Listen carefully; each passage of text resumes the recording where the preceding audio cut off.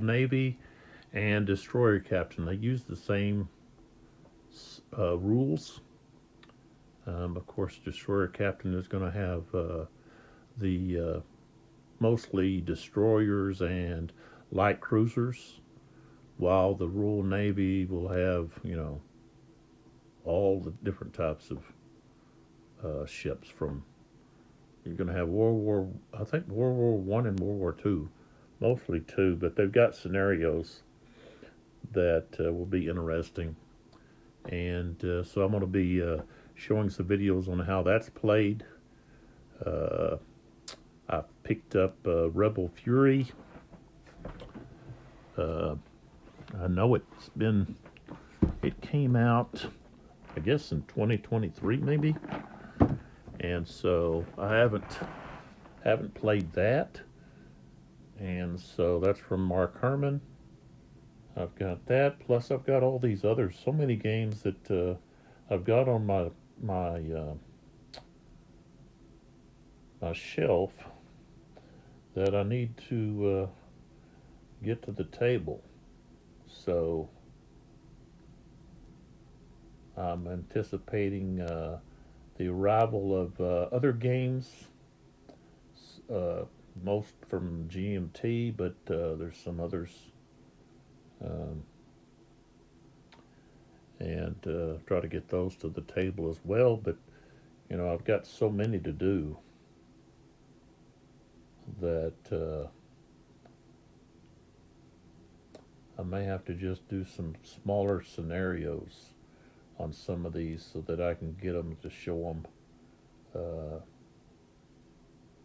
But Atlantic Chase, The Hunted, which is the submarine, uh,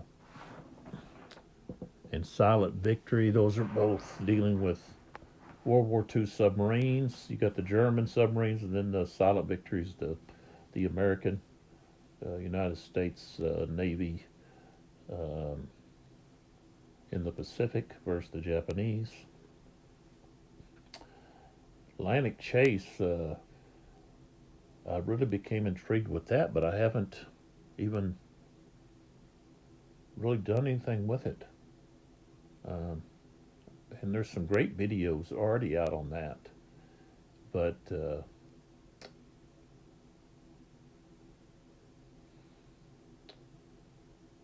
um, trying to think here, there's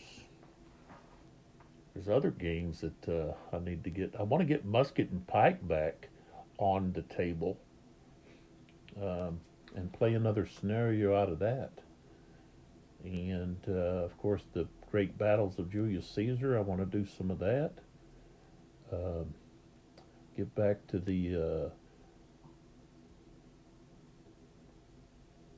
American American Revolution. Uh, do something there. There's just so many I want to do that it's like, well, what do I do next? You know. So uh, I think these scenarios with the Royal Navy destroyer captain I can do, and they're not going to take very long.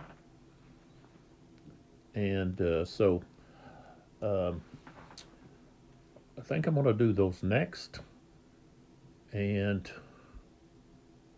actually, I've got a uh, World War II naval game that I've been working on that I may show how it compares to Jack Green's um, rules and so forth. So um, I'll have to.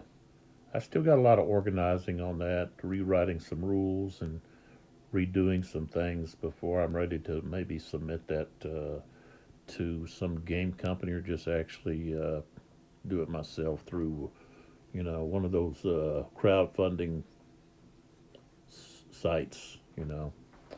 Um,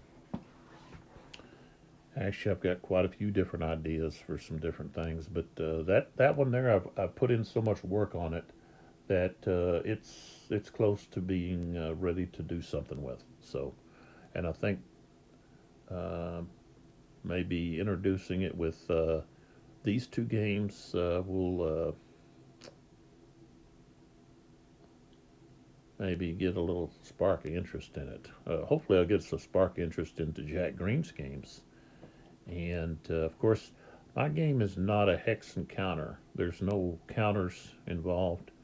Uh, the map is just a piece of well, it's several pieces of blank paper that you can tape together to increase the C space. But it just where you, it what happens is when you get done with the battle, it resembles a lot of some of the diagrams that you have in historical books showing the path of ships during a battle, showing the lines, you know, where they went this way and then turned and went this way and fired here and so forth. And so when you get done with the game, that's what's basically going to look like, you know. Um, but I'll talk more about that when I get going with these, and I'll probably throw some of these videos in here as I'm still finishing up with the Talavera